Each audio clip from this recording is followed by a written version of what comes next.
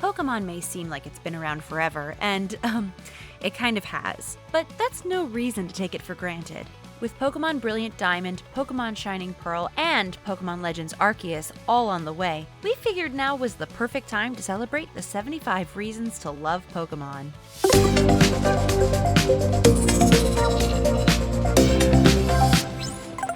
Nostalgia. The magic of Pokemon is that the old stuff doesn't get erased, it just gets built on. Don't like the new Pokemon? There's still the original 151 to enjoy. Constant new stuff. Pokemon knows it can't just rest on its laurels. There's basically a new Pokemon game every week at this point, and I'm here for it. The deep moral lessons about the essence of humanity in Pokemon the first movie. Ash jumping in between Mew and Mewtwo's psychic blasts, and then Pikachu attempting to revive him brought tears to my child eyes. The soundtrack of Pokemon the first movie. Forget the emotions, give me more bangers. This soundtrack was a melange of perfect 90s pop with songs from titans of the era Aaron Carter, 98 Degrees, and M2M, to name a few. Team Rocket, an incredible series villain. Team Rocket taught me about the dangers of capitalism. Using Pokemon for profit makes you weak, Giovanni, and that's why I always wipe the floor with you. It's way more ethically sound to force Pokemon to fight each other because it's fun. Mr. Mime. This guy I'd fight with my human fists. A horrifying monstrosity that will forever haunt my nightmares. Eggo Pokemon Chocolate Chip Waffles. I basically lived on these when I was a child. Thanks for not letting me starve, Pokemon. An open-world Pokemon game. Sorry all friends, family, and professional obligations, but my 2022 is fully booked. Pokemon Legends Arceus looks amazing and I intend to explore every inch of it. Pokemon Red and Blue forcing you to make friends so you could get a Victory Bell or evolve your Porygon. You mean to tell me that if I want to complete my Pokedex, I've got to talk to people IRL? Fine, but I won't be happy about it. The Pokerap. Like all music should be, the Pokerap is a comprehensive list of things that barely rhyme. This makes it the greatest song in recorded history. Gotta catch 'em all, Pokemon! Jelly Donuts. In the original anime, the gang would frequently chow down on onigiri, but American kids couldn't be trusted to know what onigiri is, so they just called them jelly donuts and hoped we wouldn't notice. And guess what? I super didn't. Nothing beats a jelly-filled donut. Pokemon Stadium minigames. Pokemon Stadium and Pokemon Stadium 2 let me battle my friends and siblings in a high-stakes Coliseum setting. But honestly, I'd much rather play that game where Lickitung eats a ton of sushi. Baby's first turn-based combat. If you're new to the world of gaming and want to get the combat basics down before taking on Final Fantasy 32 or whatever, Pokemon is a great intro to hitting someone, waiting for them to hit you, and then hitting them again. Pokemon Go made people go outside. Remember way back when everyone was going for walks all the time because they wanted to catch a Gyarados or whatever? My step counter hasn't seen that much action since. The Slowpoke tail plot in Pokemon Crystal. Conservation is super important, and I know that because Pokemon Crystal taught me it's bad to catch and eat the tail of every Slowpoke you can find. It makes the price go up or whatever. Detective Pikachu. Was it off-putting that Pikachu sounded like an adult man but looked like a cute little rat? Sure. Did that stop me from seeing this movie in theaters literally 4 entire times? It absolutely didn't. The Burger King gold-plated Pokemon cards. As far as I was concerned, these were my first foray into the gold industry, and I was determined to collect them all. You know, as long as my mom was willing to drive. The youngster who likes shorts. They're comfy and easy to wear, okay? Something for everyone.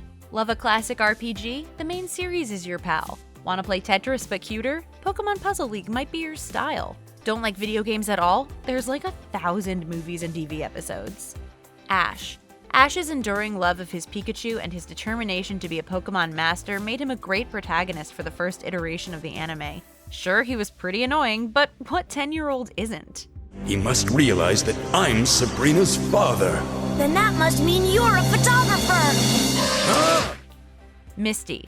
Misty had attitude for days, a killer outfit, and a gaggle of mean, hot sisters. She's basically perfect. Jessie and James. This dynamic duo was endearingly incompetent and always dressed to impress. Sure, Team Rocket was evil, but you can't help but be inspired by this pair's perseverance every time they blasted off again. The outfits.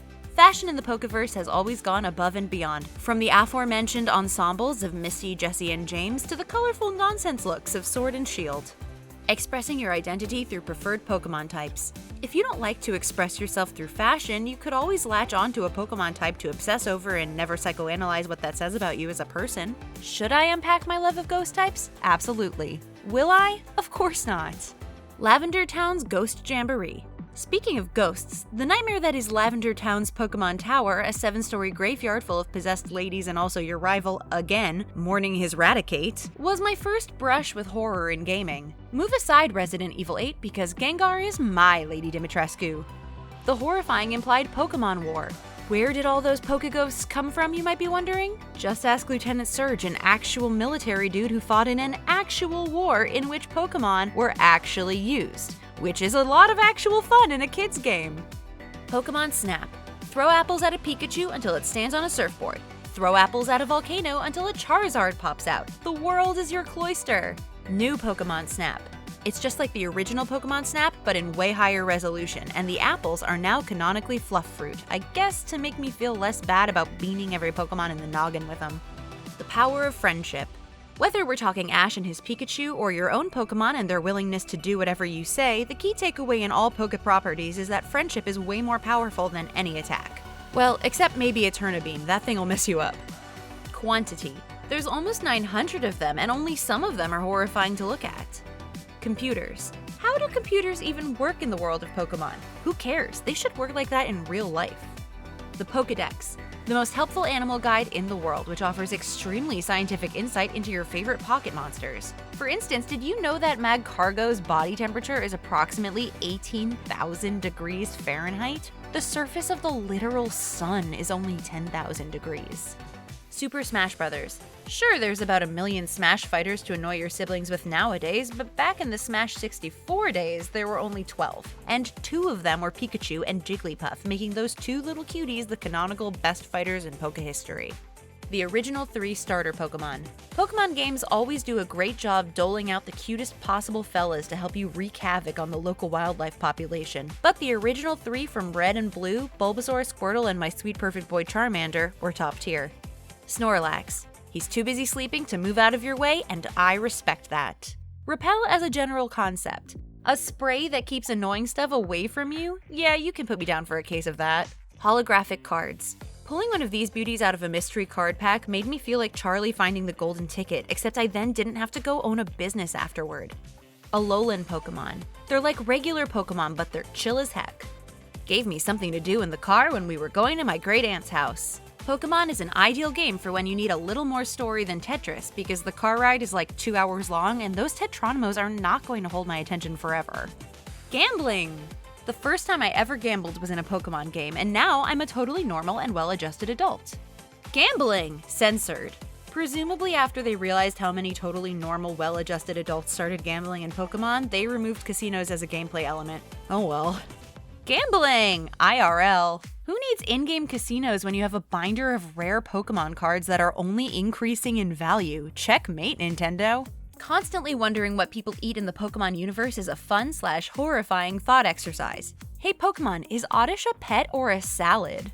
Constantly wondering if all Cubones wear the skulls of their dead mothers as a hat, and if so, how that keeps happening is a fun/horrifying thought exercise. Hey Pokemon, is Cubone tragic or confusing? Pokemon's safe and beautiful world. You mean to tell me it's encouraged, nay, expected, for a 10-year-old to set off on their own to begin an illustrious career of competitive animal fights? And everyone's just, like, fine with that? Talk about a utopia. Nurse Joy.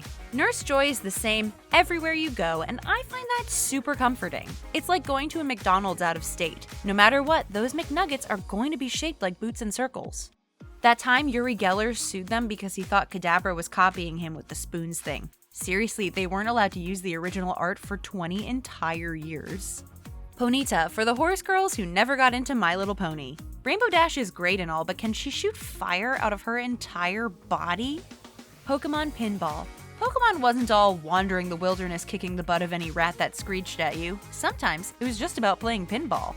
Pokemon Mystery Dungeon. Pokemon wasn't all playing pinball. Sometimes it was just about dungeon crawling as a Pokemon.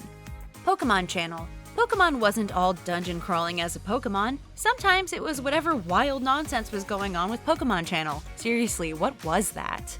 The Bloodlust.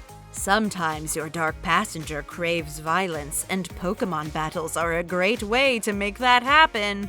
Farfetch'd and its stupid little onion. Walking around with your own garnish is honestly really considerate. Pikachu's Glow Up. Pikachu started as a chunky black and white rat made of like 4 pixels and grew to be an adorable, colorful little rat made of like 4 zillion pixels. Highly relatable. Each of the professors is hot in their own way. You heard me. Slowbro can devolve. This taught Pokemon fans a valuable lesson about how sometimes bigger, getting your tail chomped on by a mean Shelder, isn't always better because you've gotten your tail chomped on by a mean Shelder. Team Rocket's Meowth. He was so much cooler than any of the Pokemon they were trying to steal, teaching kids everywhere about the importance of appreciating what's right in front of you this whole time. The legendary Pokemon. For super rare, super powerful Pokemon, there sure do seem to be a ton of these things, and a lot of them are birds, which just confirms my suspicion that IRL birds are to be feared. Eevee's Eeveelutions. There was a different Eevee for everyone, but Umbreon was obviously the best. Look at its cute little face. Look at its cute little base special defense. The music in the games. Honestly, there are some bangers in this series, and there's nothing more iconic than that battle music. Drifloon's alleged child murders. In Pearl, the Pokédex says Drifloon tries to steal children but usually can't. Then, in Sun, the Pokédex straight up says that it drags children to the afterlife. Which is it? It's important! Pokemon lets you travel in style. Plane tickets are expensive. If you want to visit the UK, just go to Galar in Sword and Shield. Want to jet off to NYC? Consider Unova in Black and White. It's cheaper than flying, you don't have to take your shoes off if you don't want to, and there are significantly more Pokemon running around. Mimikyu. It's so cute, I want to cry. Ditto. It's so cute, I want to cry. Conkeldurr. It can choke. The original TV show's opening theme song. Listen, how else was I supposed to know that it's cool to be the very best? Pokeballs. They were designed to look like Campbell's soup cans for some reason, and I just think that's neat. Magikarp's useless splash move. It doesn't do anything, but that's just how stuff goes sometimes, you know? Fishing. Games with fishing in them are better, and that's a fact. Variety. Pokemon is always trying new stuff, even if it doesn't always work. Sorry, Hey You Pikachu, I'm Hey Youing at you. Pokken. Pokken is a perfect game if you're an absolute lunatic who just wants to beat people up while pretending to be a Blaziken. And I am. Pokemon Magikarp Jump. Look at it jump! It jumps so good! The terrible sounds Pokemon make. It didn't matter if they were just being summoned or smack in the middle of the battle. Pokemon, with few exceptions, sound like a ghost losing an argument with a fax machine. That really great sound it would make when your Pokemon was dying. Just kidding, that was the pits too. Like, shut up, I know. Becoming the very best. There is truly no more satisfying moment than beating Victory Road and becoming a Pokemon Master. Okay, maybe finding a perfect ensemble to wear in Sword and Shield, but probably it's the becoming a Pokemon Master thing.